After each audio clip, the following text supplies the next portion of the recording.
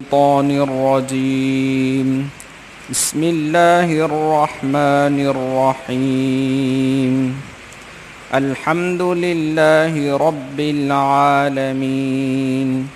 الرحمن الرحيم مالك يوم الدين إياك نعبد وإياك نستعين اهدنا الصراط المستقيم صراط الذين أنعمت عليهم غير المغضوب عليهم ولا الضالين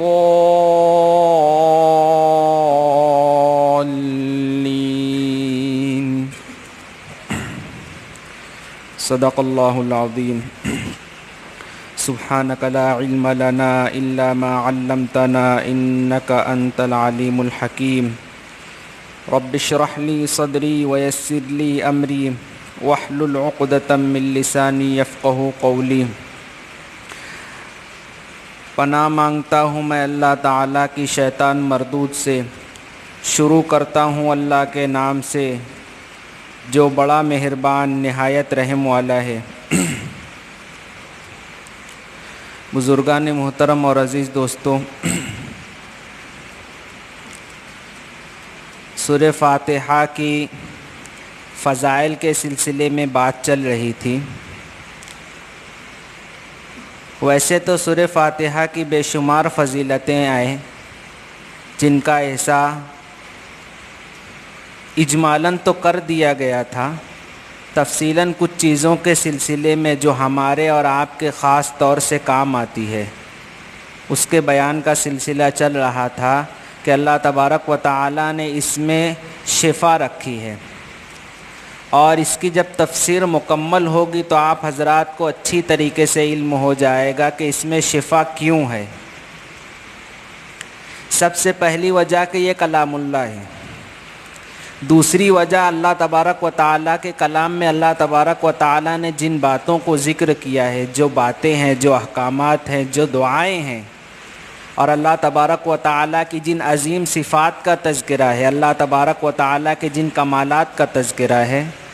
ان کی وجہ سے اس میں اللہ تبارک و تعالیٰ کی جانب سے شفا ہے۔ اور شفا صرف روحانی مرض کا ہی نہیں، بدنی مرض کے لیے بھی یہ شفا کی حیثیت رکھتی ہے۔ اسی سلسلے میں ایک واقعہ تو آپ حضرات نے سنا ہوگا، حدیث پاک میں آتا ہے کہ نبی کریم صلی اللہ علیہ وسلم نے حضرت ابو سعید خدری رضی اللہ عنہ، یہ ایک انصاری صحابی تھے، ان کی قیادت میں آپ نے ایک سریہ بھیجا تھا، اور یہ سریہ ایک جگہ جا کر عرب کے صحرا میں رات کے وقت اس نے پڑاؤ ڈالا، اور پڑاؤ ڈالنے کے بعد اس نے وہاں کے لوگوں سے کھانے کے لیے اور ضیافت کے لیے طلب کیا کہ ہمارے لیے کچھ کھانے کا انتظام ہوگا تو وہ کر دیا جائے، اس لیے کہ چھوٹے موٹے شہر اور گاؤں میں سورج ڈوب جانے کے بعد کوئی چیز ملتی نہیں ہے، اور عرب کا یہ معمول تھا کہ وہاں پر مہمان کی مہمان نوازی بڑے عمدہ طریقے سے کی جاتی تھی، یہ عربوں کی صفات رہی ہے۔ تو صحابہ کرام کی یہ جماعت جس میں تقریباً 30 افراد تھے، ان لوگوں نے وہاں کے لوگوں سے درخواست کی کہ ہمارے لیے کچھ کھانے کا انتظام کر دیا جائے۔ وہاں کے لوگوں نے انہیں کھانا دینے سے منع کر دیا، حالانکہ یہ چیز عرب کے اخلاق اور عادات کے خلاف تھی، مگر ان لوگوں نے پھر بھی ان لوگوں کو کھانا دینے سے انکار کر دیا۔ ان لوگوں نے اپنے ساتھ آیا ہوا توشے وغیرہ سے جو بھی کھجوریں وغیرہ یا دیگر سامان تھے اس سے انہوں نے تھوڑا بہت کھا لیا۔ رات کا وقت تھا کہ اسی قبیلے سے چند لوگ آئے اور انہوں نے بتایا کہ ہمارے سردار کو بچھو نے ڈس لیا ہے، بچھو نے کاٹ لیا ہے، اور ہم نے ہر ممکن کوشش کر لی ہے کہ اس کا علاج کیا جائے۔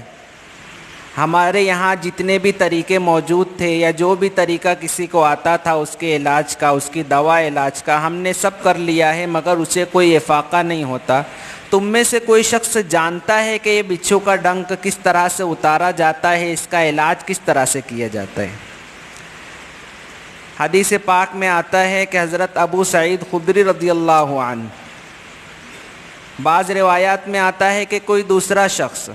مگر محدثین نے کہا ہے کہ اس حدیث کے جو راوی حضرت ابو سعید خدری انصاری رضی اللہ عنہ ہے، تمام احادیث پر غور کرنے سے معلوم ہوتا ہے کہ یہی ان لوگوں کے جواب میں انہوں نے کھڑے ہو کر کہا تھا کہ ہاں مجھے علم ہے، میں جانتا ہوں کہ بچھو کے ڈنک کا علاج کس طرح سے ہوتا ہے۔ تو حضرت ابو سعید خدری رضی اللہ عنہ نے بتایا کہ میں جانتا ہوں، مگر اب جب کہ تم لوگوں نے ہمارے ساتھ اس طریقے کا رویہ رکھا کہ ضیافت سے انکار کر دیا، تو میں بھی اپنے کام کے بدلے میں تم سے کچھ نہ کچھ اس کے بدلے میں اپنا محنتانہ وصول کروں گا۔ اگر تم نے ہمارے ساتھ احسان کا معاملہ کیا ہوتا تو ہم بھی احسان کا معاملہ کرتے، مگر تم لوگوں نے برابری کا معاملہ کیا ہے تو ہم بھی اپنے کام کے بدلے میں عوض وصول کریں گے۔ بعض روایات میں آتا ہے کہ آپ نے 30 بکریوں کی ڈیمانڈ رکھی تھی، اور دوسری دیگر روایات میں آتا ہے کہ آپ نے 30 نہیں مانگی تھی، ان لوگوں نے ہی ہر شخص کے بدلے میں ایک ایک بکری دینے کا وعدہ کیا تھا۔ اس کے بعد حضرت ابو سعید خدری رضی اللہ عنہ گئے اور جا کر اسے سورہ فاتحہ پڑھ کر دم کیا، اور وہاں صحابہ کرام رضی اللہ عنہم اجمعین 3 دن تک مقیم رہے، اور ہر دن صبح کے وقت ایک مرتبہ اور شام کے وقت ایک مرتبہ جا کر سورہ فاتحہ پڑھ کر دم کیا جاتا۔ جس وقت پہلی مرتبہ دم کیا تھا اسی وقت اسے افاقہ ہو گیا تھا، مگر یہ عمل کا سلسلہ 3 دن تک جاری رہا تھا۔ 3 دن تک آپ صبح و شام جا کر اس پر پڑھ کر دم کرتے تھے، اور دم کرنے کے بعد جو ہے واپس اپنے قافلوں والوں کے پاس آ جاتے تھے۔ اور جس وقت رات کے وقت پہلی مرتبہ دم کرنے کے لیے تشریف لے گئے تھے تو ان لوگوں نے 30 بکریاں اور کھانے کے انتظامات کے ساتھ آپ کے جو دیگر ساتھی تھے ان کے کھانے کا انتظام کر کے ساتھ میں لے کر واپس پہنچانے کے لیے قافلے تک آئے تھے، اور کھانے کا انتظام بھی کیا، 3 دن تک ضیافت بھی کی۔ صحابہ کرام میں سے حضرت ابو سعید خدری رضی اللہ عنہ نے 3 دن تک ان کے علاج بھی کیا، اور اس علاج کے بعد نبی کریم صلی اللہ علیہ وسلم کی خدمت میں واپس آئے۔ اب کہنے کو تو انہوں نے کہہ دیا تھا کہ اس کے بدلے میں ہم آپ سے عوض وصول کریں گے، اپنی محنت کا محنتانہ وصول کریں گے، مگر جب انہوں نے پڑھ کر دم کیا اور اس کو افاقہ ہو گیا تو ان کے دل میں تھوڑی سی کھٹک آئی کہ پتہ نہیں ابھی اللہ تبارک و تعالیٰ کی جانب سے احکامات آ رہے ہیں، تو ہمارا قرآن مجید پڑھ کر دم کرنے کے مقابلے میں اس طرح سے کچھ لینا یہ صحیح ہے یا نہیں ہے۔ اس سلسلے میں ان لوگوں کے دل میں شکوک و شبہات پیدا ہوئے تھے، تو ان لوگوں نے اسے ویسا کا ویسا ہی رکھا۔ 30 بکریاں لے کر نبی کریم صلی اللہ علیہ وسلم کی خدمت میں آئے اور عرض کیا پورا واقعہ۔ نبی کریم صلی اللہ علیہ وسلم نے کہا کہ یہ لینا درست ہے، اور آپ کو کیسے علم ہوا کہ سورہ فاتحہ کے اندر اس چیز کی شفا ہے؟ تو انہوں نے کہا کہ اللہ کا کلام ہے، اور آپ نے کہا ہے کہ اللہ کے کلام میں شفا ہے، اور میرا ذاتی تجربہ ہے، میں پڑھ کر دم کرتا ہوں اور اس سے افاقہ ہوتا ہے۔ تو نبی کریم صلی اللہ علیہ وسلم نے کہا کہ آپ نے ان کے بدلے میں جو کچھ لیا ہے وہ بھی طیب اور حلال مال ہے۔ لوگ غلط چیزوں کے ذریعے سے علاج کرتے ہیں اور مال کماتے ہیں جو حرام ہوتا ہے، آپ نے ایک صحیح طریقے سے اللہ کے کلام کے ذریعے سے پڑھ کر علاج کیا ہے، اور یہ علاج کرنا درست اور جائز ہے، اس کے بدلے میں عوض لینا بھی درست ہے۔ امام ترمذی رحمۃ اللہ علیہ نے اس کے اوپر جو باب باندھا ہے، اس حدیث کو جو عنوان دیا ہے، اس کا عنوان یہی ہے کہ قرآن مجید پڑھ کر اس کے ذریعے سے اگر علاج کیا جائے تو اس کے بدلے میں اجرت لینا درست ہے یا نہیں ہے۔ اور اس حدیث سے انہوں نے ثابت کیا ہے کہ قرآن مجید کے ذریعے سے علاج اگر کیا جائے تو اس کے بدلے میں آدمی اجرت لے سکتا ہے۔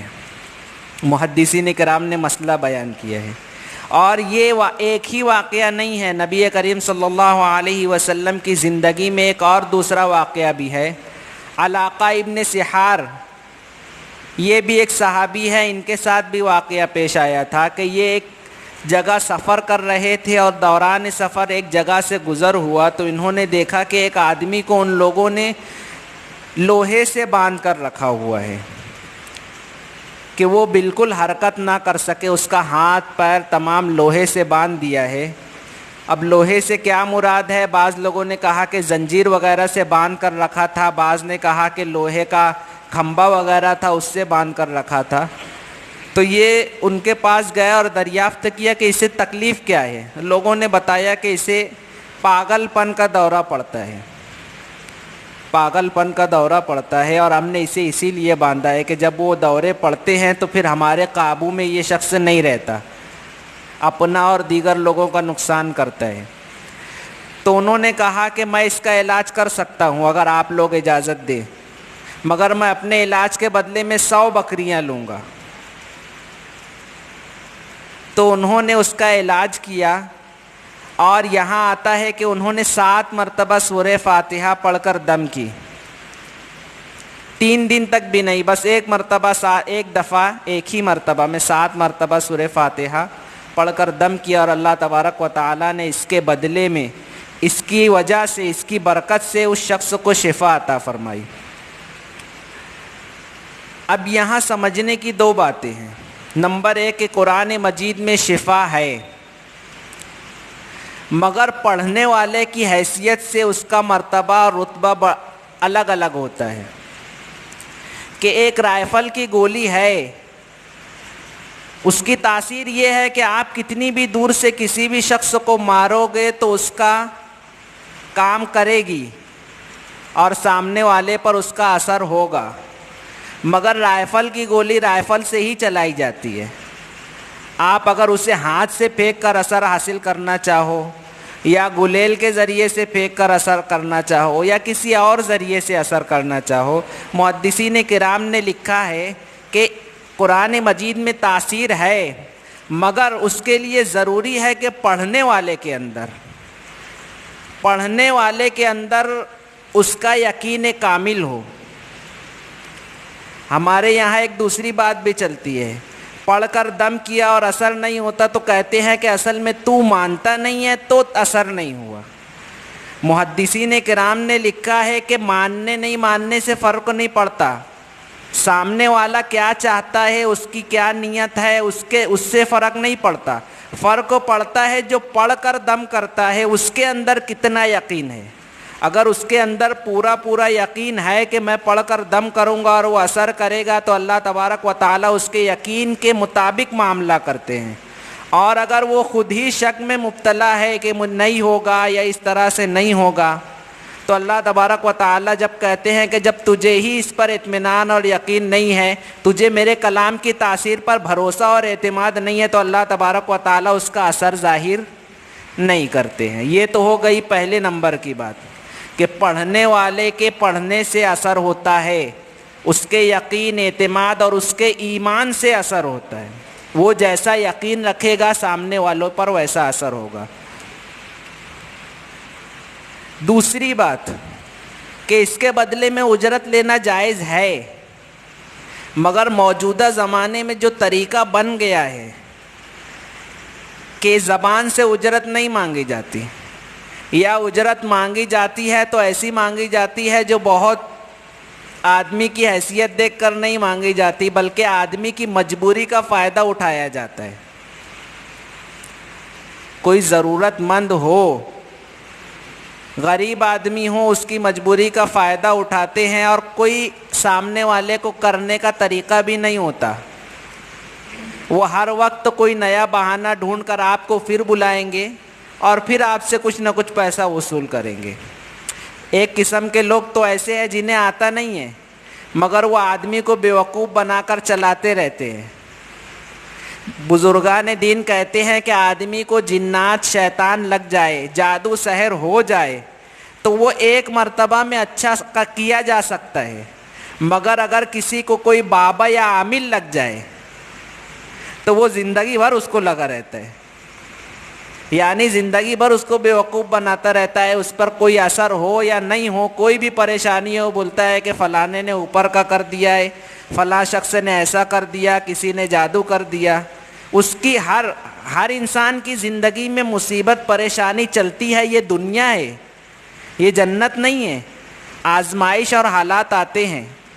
ہر ایک کا سبب الگ الگ ہوتا ہے، گناہوں کی وجہ سے یا اللہ کی جانب سے آزمائش آئی ہے، مگر یہ ہر وجہ کا، ہر بیماری کا ایک ہی سبب بتاتا ہے کہ کسی نے کچھ کر دیا ہے اور اس کے ذریعے سے اس کی دکان چلتے رہتی ہے۔ یہ ہو گئے ایک قسم کے لوگ جو زمانے میں لوگوں کو اس نام پر بیوقوف بنا رہے ہیں۔ ایسے لوگوں سے بچ کر رہنا ہے، یاد رہے گی نا بات۔ جو اہل اللہ ہوتے ہیں یعنی اللہ والے ہوتے ہیں، جن کا ایمان اور یقین مضبوط ہوتا ہے، جو دیندار ہوتے ہیں، انہی کے پڑھنے سے اثر ہوتا ہے۔ قرآن مجید اگر وہی پڑھ کر پھونکیں گے وہی اصل رائفل ہے، ورنہ جسے اللہ کے دین پر بھروسہ نہیں ہے، جس کا پہناوا شریعت کے مطابق نہیں ہے، جو داڑیاں کاٹتا ہے، نماز پابندی سے نہیں پڑھتا، اللہ کے احکامات پہ یقین نہیں ہے، اس کے دل میں قرآن کی عظمت کا بھی یقین نہیں ہوتا۔ اور جب قرآن کی عظمت کا اور برکت کا یقین نہیں ہوگا تو اس کے پڑھنے میں اثر کیسے آئے گا؟ تو ایسے لوگوں سے اپنے آپ کو بچانا ہے، یاد رہے گی نا بات۔ دوسری بات کہ بعض لوگ ہیں جنہیں کرنے کا طریقہ آتا ہے اور وہ لوگ منہ سے پیسے کا ڈیمانڈ نہیں کرتے کہ پیسے کی ڈیمانڈ کریں گے تو لوگ کہیں گے کہ یار یہ تو پیسہ مانگتا ہے، مگر کام بھی نہیں کرتے۔ جب تک آپ پیسہ نہیں دو گے وہ آپ کو چکر پہ چکر کھلائیں گے، کوئی نہ کوئی بہانہ، کچھ نہ کچھ نئی بات۔ جب تک کہ آپ ان کو پیسہ نہیں دو گے وہ آپ کا کام نہیں کریں گے۔ ان کو کرنے کا ڈھنگ ہے، یہ باشرہ لوگ ہوتے ہیں، دیندار ہوتے ہیں، قرآن پاک کے ذریعے سے کرتے ہیں، مگر ان میں ایک بہت بڑی برائی یہ بھی ہے کہ یہ اپنے آپ کو بہت متقی، پرہیزگار اور اللہ والا بتانے کی چکر میں جو صحیح مال یعنی شرعاً مال لے سکتے ہیں وہ ان کا دل لینا چاہتا بھی ہے، مگر یہ زبان سے اپنے تقوی کے اظہار کی وجہ سے بولتے بھی نہیں ہیں، اور سامنے والا مصیبت اور پریشانی میں مبتلا ان کے پاس چکر کاٹ کاٹ کے تھک جاتا ہے، نہ اس کا علاج کرتے ہیں نہ اپنے دل کی بات بولتے ہیں کہ مجھے اتنا پیسہ لگے گا۔ یہ بھی غلط طریقہ ہے۔ آدمی کو صاف گو اور صاف الفاظ میں کہہ دینا چاہیے کہ میں کروں گا یا نہیں کروں گا، یا کروں گا تو کیسے کروں گا۔ کسی مصیبت زدہ پریشان حال شخص کو اس طرح سے بار بار چکر کھلانا اپنے مقصد کی خاطر، یہ بہت غلط بات ہے۔ ہمارے معاشرے میں یہ چیز بھی بہت زور پکڑ رہی ہے، اور ان سب سے بہتر طریقہ ہے، کچھ ہے تو مسجد کے امام صاحب کو کہیے پانی دم کروا لیجئے۔ خود بھی نمازوں کی اگر پابندی کرتے ہیں، تلاوت کی پابندی کرتے ہیں، یا گھر میں ہماری مائیں اور بہنیں تلاوت کی، قرآن مجید کی پابندیاں کرتی ہیں، تو وہ ہر وقت قرآن مجید پڑھ کر پانی پر دم کرتے رہیں۔ جب بھی جو بھی صبح کے وقت کے اوراد پڑھے ہیں، وظائف پڑھے ہیں، قرآن مجید پڑھی ہے، سورہ فاتحہ ہو گئی، آیت الکرسی ہو گئے، معوذتین ہو گئے، یعنی قل اعوذ برب الفلق، قل اعوذ برب الناس، یہ پڑھ کر روز کے روز ایک پانی کی بوتل بنا لے، اس میں دم کرتے رہیں۔ جب بھی کوئی بیمار ہو یقین کامل کے ساتھ پلائے، اللہ تبارک و تعالی شفائے کاملہ عطا فرمائیں گے۔ یہ اللہ کا کلام ہے۔ اور اسی یقین یعنی آدمی کو یقین ہونا چاہیے۔ اسی کا ایک واقعہ آپ حضرات نے کئی مرتبہ سنا بھی ہوگا۔ ایک مسجد میں امام صاحب نے تقریر کی کہ اللہ کا نام لے کر آدمی جو بھی کام کرتا ہے اس میں کامیاب ہوتا ہے۔ اگر آدمی اللہ کا نام لے کر سمندر پر چلنا بھی چاہے اور اسے یقین ہو تو وہ بسم اللہ پڑھ کے سمندر پر چل بھی سکتا ہے۔ اب ایک سیدھا سادہ دیہاتی آدمی جو بہت دور رہتا تھا، جمعہ کی نماز پڑھنے کے لیے آتا تھا، اس نے یہ بات سنی۔ اس کے راستے میں ایک دریا پڑتا تھا، اس نے اللہ کی بات کا اسے یقین ہو گیا کہ اللہ کا نام اور اللہ کے نام کی برکت سے آدمی کر سکتا ہے۔ اس کا روزانہ کا معمول بن گیا، وہ جاتا تھا بسم اللہ پڑھتا تھا اور دریا پہ چلتا ہوا دریا پار کر لیتا تھا، آتا تھا اسی طریقے سے۔ اگلے ہفتے جب وہ جمعہ کی نماز پڑھنے کے لیے آیا تو امام صاحب کو اس نے دعوت دی کہ آپ نے مجھے بہت کام کی بات بتائی تھی کہ اللہ کا نام لینے سے ہر کام ہو جاتا ہے، اور الحمدللہ میرا ہر کام ہو رہا ہے اللہ کے نام لینے سے۔ اور لے کر اس نے امام صاحب سے کہا کہ میں آپ کو اپنے گھر دعوت دینا چاہتا ہوں، اور اس نے امام صاحب کو ساتھ لیا اور گھر کی جانب روانہ ہوا۔ راستے میں دریا پڑا، اس نے کہا چلیے امام صاحب بسم اللہ الرحمن الرحیم، اور اس نے پاؤں رکھا، امام صاحب نے اس کو پکڑ لیا، بولے یہ کیا کر رہے ہو، دریا تو کشتی سے پار کی جاتی ہے۔ بولے نہیں امام صاحب، آپ نے پچھلے ہفتہ بتایا تھا کہ آدمی بسم اللہ پڑھے اور جو کام ہو جاتا ہے، میں تو ایسے ہی آتا جاتا ہوں۔ تو امام صاحب نے کہا کہ آپ کا ایمان اتنا اونچے درجے کا ہے، میرا ایمان نہیں ہے۔ یعنی آدمی اگر یقین کے ساتھ کرے کوئی بھی عمل ہو، اگر اللہ پہ کامل بھروسے کے ساتھ کرے گا تو اس میں اثر آنا ہی آنا ہے۔ اللہ تبارک و تعالیٰ نے بھی اس بات کا اظہار کیا ہے، انا ظن عبدی بی، میرا بندہ مجھ سے جیسا گمان رکھتا ہے اس کے ساتھ میں ویسا ہی معاملہ رکھتا ہوں۔ اسی لیے ہمیشہ اللہ تبارک و تعالیٰ سے نیک اور اچھا گمان رکھنا چاہیے۔ تو میں یہ کہہ رہا تھا کہ گھر میں نمبر 1 نمازوں کی پابندی، اگر نمازوں کی پابندی کرو گے، اللہ تبارک و تعالیٰ کے احکامات کے مطابق زندگی گزارو گے تو آپ کے ہر عمل میں اچھی اور نیک تاثیر ہوگی۔ ہر عمل میں اللہ تبارک و تعالیٰ آپ کے یقین کی وجہ سے اثر پیدا کریں گے، اور اگر آپ نہیں کرتے تو پھر ان لوگوں کے چکر میں پڑھ کر زندگی بھر کا ان کے پیچھے چکر کاٹنے والا آدمی بن جاتا ہے۔ اور اس لائن میں جتنا بیوقوف بنایا جاتا ہے اتنا کسی اور لائن میں بیوقوف نہیں بنایا جاتا۔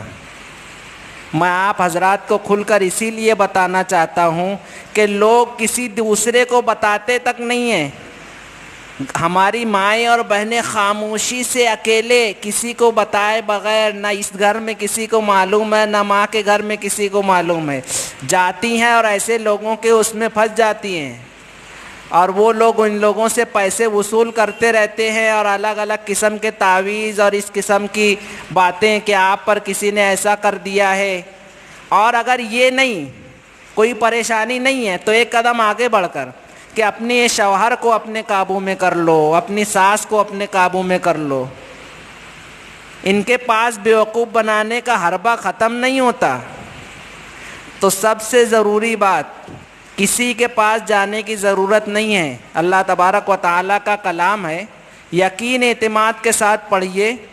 نمازوں کے اہتمام کے ساتھ، اللہ کے احکامات کی پابندی کے ساتھ۔ اور اگر آپ پابندی نہیں کرتے ہیں تو کرو، مگر ابھی پریشانی ہے تو آپ اپنی مسجد کے امام صاحب سے سورہ فاتحہ دم کروا کر لے آؤ۔ اپنی گھروں کی ماؤں اور بہنیں جو نمازوں کا اہتمام کرتی ہیں، تلاوت کا اہتمام کرتی ہیں، انہیں کہو کہ پانی پر دم کر دے۔ انشاءاللہ ان تمام پریشانیوں سے نجات ملے گی۔ تو سورہ فاتحہ کے اندر اللہ تبارک و تعالیٰ نے اس طرح سے شفا رکھی ہے۔ حدیث پاک میں 2 واقعات میں نے ذکر کیے، ایک تو بچھو کے ڈسنے کا واقعہ تھا، دوسرا واقعہ تھا ایک آدمی کو جنون کا دورہ پڑتا تھا، اسے پڑھ کر دم کیا گیا، وہ اچھا ہو گیا۔ تو قرآن مجید میں اللہ تبارک و تعالیٰ نے شفا رکھی ہے، اور یہ شفا اللہ تبارک و تعالیٰ کے کلام کی برکت ہے۔ اور آئندہ ہفتے انشاءاللہ تفصیلاً سورہ فاتحہ کی تفسیر کا سلسلے کا آغاز ہوگا، اور ہم ان باتوں کو غور سے دیکھیں گے۔ اس ہفتے اعوذ باللہ اور بسم اللہ کے متعلق جو احکامات شرعیہ ہیں، یعنی احکامات شرعیہ سے مراد کہ یہ کب پڑھے جائیں گے، کب نہیں پڑھے جائیں گے، ایک نظر اس پر ڈال لیتے ہیں۔ یہ احکام فقہیہ کہے جاتے ہیں، اس پر عمل کرنا ہوتا ہے کہ اعوذ باللہ کے پڑھنے کا مقام ہے قرآن مجید کی تلاوت کے آغاز سے پہلے سب سے پہلے اعوذ باللہ پڑھا جائے گا، اس کے بعد بسم اللہ الرحمن الرحیم پڑھیں گے۔ ہر تلاوت سے پہلے اعوذ باللہ من الشیطان الرجیم بسم اللہ الرحمن الرحیم یہ دونوں پڑھا جائے گا۔ پھر کسی بھی صورت کے آغاز اگر ہو رہا ہے، کسی بھی صورت کا آغاز، تو وہاں بسم اللہ الرحمن الرحیم پڑھا جائے گا، سوائے سورہ توبہ کے آغاز میں بسم اللہ الرحمن الرحیم نہیں پڑھا جاتا ہے۔ مفسرین کرام نے اس کی بہت ساری وجوہات ذکر کی ہیں۔ پہلی وجہ یہ ذکر کی کہ قرآن مجید کی ہر صورت کے آغاز میں بسم اللہ الرحمن الرحیم نازل کی گئی ہے، ہر صورت کے شروع میں بسم اللہ الرحمن الرحیم نازل کی گئی۔ اب یہ کیوں نازل کی گئی ہے، اس میں فقہائے کرام کا اختلاف ہے۔ بعض حضرات کہتے ہیں کہ یہ ہر صورت کی پہلی آیت ہے، ہر صورت کی پہلی آیت ہے، اور بعض مفسرین کرام کہتے ہیں، فقہائے کرام، کہ یہ دو صورتوں کے درمیان فاصلہ کرنے کے لیے نازل کی گئی ہے، اور یہ بات بتانے کے لیے نازل کی گئی ہے کہ یہاں سے نئی صورت کا آغاز ہو رہا ہے۔ قرآن مجید میں صرف ایک جگہ بسم اللہ الرحمن الرحیم جو سورہ نمل میں ہے وہ قرآن مجید کا حصہ ہے، اس کے علاوہ جتنی مرتبہ بسم اللہ الرحمن الرحیم لکھی ہوئی ہے یہ قرآن مجید کا حصہ نہیں ہے، بلکہ یہ فصل کے طور پر آئی ہے۔ ہاں، حصہ نہیں ہے اور فصل کے طور پر آئی ہے۔ بعض لوگ کہتے ہیں کہ پہلی آیت ہے، اور بعض لوگ کہتے ہیں کہ آیت نہیں ہے بلکہ علیحدہ سے نازل ہوئی ہے۔ یہ تو ہو گیا ایک اختلاف کی بات، ورنہ پڑھنا ہر ایک کے نزدیک ہے۔ ہر ایک کہتے ہیں کہ شروع کے آغاز میں بسم اللہ الرحمن الرحیم پڑھی جائے گی، اور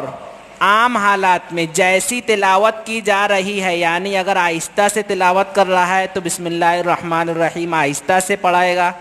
زور سے تلاوت کر رہا ہے تو بسم اللہ الرحمن الرحیم زور سے پڑھے گا۔ یہ عام تلاوت کی صورت ذکر کی ہے۔ سورہ توبہ کو چھوڑ کر اس کے شروع میں بسم اللہ الرحمن الرحیم نہیں پڑھنا ہے، عام حالات میں اس طرح۔ فرق اتنا پڑتا ہے کہ جن لوگوں نے کہا ہے کہ بسم اللہ الرحمن الرحیم قرآن مجید کی آیت ہے اور ہر صورت کی پہلی آیت ہے، ان لوگوں کے نزدیک قرآن مجید جب بھی پڑھا جاتا ہے نماز میں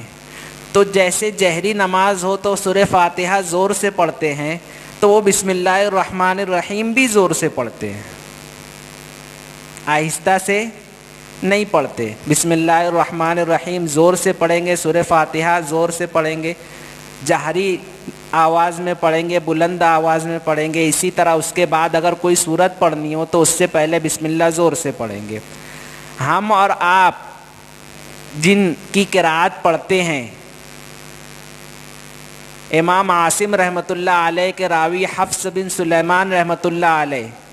جن کی قرأت ہم پڑھتے ہیں، ان کے نزدیک بھی بسم اللہ الرحمن الرحیم ہر سورت کی پہلی آیت ہے۔ تو ان کے اعتبار سے پڑھنے کے لیے قرائے کرام میں اختلاف ہے، فقہائے کرام میں نہیں۔ قرائے کرام کہتے ہیں کہ رمضان المبارک میں جو تلاوت کی جاتی ہے، ہم قرآن کی تلاوت کرتے ہیں امام حفص رحمۃ اللہ علیہ کی روایت میں، تو جب ہم ان کی روایت میں تلاوت کرتے ہیں اور بسم اللہ زور سے نہیں پڑھتے تو امام صاحب کا قرآن تو پورا ہو جاتا ہے، سننے والے کا پورا نہیں ہوتا، کیونکہ ہم جن کے طریقے پر قرآن پڑھ رہے ہیں ان کے نزدیک قرآن مکمل نہیں ہوا۔ مقتدی نے پورا قرآن نہیں سنا، اس نے بسم اللہ سب نہیں سنی، اور ہم نماز امام صاحب رحمۃ اللہ علیہ کے بتائے ہوئے طریقے پر پڑھتے ہیں، تراوی ان کے بتائے ہوئے طریقے پر پڑھتے ہیں، اور ان کے نزدیک قرآن کریم میں بسم اللہ الرحمن الرحیم ایک ہی جگہ ہوتا ہے، سورہ نمل کے اندر۔ تو اس ایک جگہ بسم اللہ الرحمن الرحیم ہے، ان کے نزدیک ہماری سب کی نماز مکمل اور ہمارے سب کا قرآن بھی مکمل۔ متاخرین علماء دیوبند نے اس کی تطبیق کی صورت یہ نکالی ہے کہ آدمی جس وقت کلام پاک کا آغاز کر رہا ہو اس وقت وہ نماز میں بھی زور سے بسم اللہ الرحمن الرحیم پڑھ کر سورہ بقرہ کا آغاز کرے تو اس کا قرآن مکمل ہو جاتا ہے۔ یہ تو مسئلے کی ایک بات ہے، ثواب سب کے نزدیک پورا پورا ملتا ہے، مگر بتانا یہ چاہتا ہوں کہ بسم اللہ الرحمن الرحیم کے سلسلے میں یہ اختلاف ہے کہ یہ قرآن کے اندر ہر سورت کی ابتدائی آیت ہے یا نہیں ہے۔ امام صاحب رحمۃ اللہ علیہ کہتے ہیں کہ یہ ابتدائی آیات نہیں ہے۔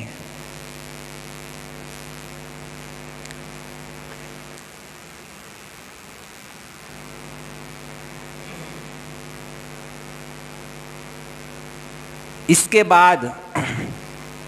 سورہ توبہ کی بھی اگر ہم تلاوت کا آغاز کر رہے ہیں، شروع سے نہیں، یہ ایک الگ مسئلہ کہ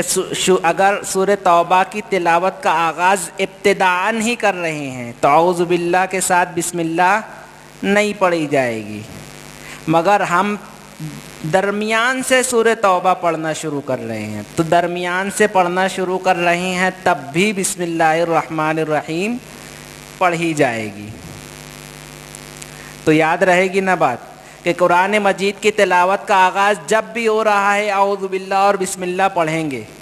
سورت کا آغاز جب بھی ہو رہا ہے بسم اللہ الرحمن الرحیم پڑھی جائے گی سوائے سورہ توبہ کے، اور اگر سورہ توبہ کے درمیان سے آغاز کیا جا رہا ہے تب بھی بسم اللہ الرحمن الرحیم پڑھیں گے۔ خلاصہ یہ کہ صرف ایک جگہ بسم اللہ الرحمن الرحیم نہیں پڑھنا ہے، وہ یہ کہ سورہ توبہ کا آغاز کر رہے ہیں، سورہ توبہ کی تلاوت کا آغاز کر رہے ہیں تو بسم اللہ الرحمن الرحیم نہیں پڑھنا ہے، باقی ہر جگہ بسم اللہ الرحمن الرحیم پڑھی جائے گی۔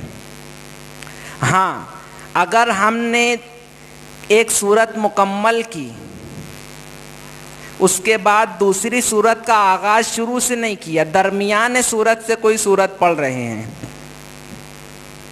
تو بسم اللہ الرحمن الرحیم نہیں پڑھی جائے گی۔ تلاوت کا آغاز کیا اعوذ باللہ بسم اللہ پڑھ کر ہم نے چاہے سورت کے شروع سے آغاز کیا ہو یا درمیان سے آغاز کیا اعوذ باللہ بسم اللہ پڑھیں گے، مگر یہ سورت ختم ہونے کے بعد اب ہم نئی سورت پڑھ رہے ہیں اور وہ سورت شروع سے نہیں پڑھ رہے ہیں، درمیان سورت سے پڑھ رہے ہیں تو اس جگہ بسم اللہ الرحمن الرحیم نہیں پڑھی جائے گی۔ تو یہ بسم اللہ الرحمن الرحیم اور اعوذ باللہ من الشیطان الرجیم، جسے علمی اصطلاح میں استعاذہ اور بسملہ کہا جاتا ہے کہ اعوذ باللہ اور بسم اللہ،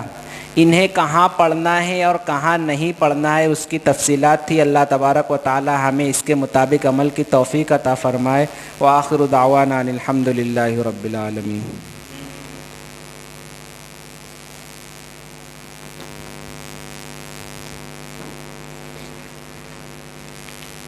کیا ہوا؟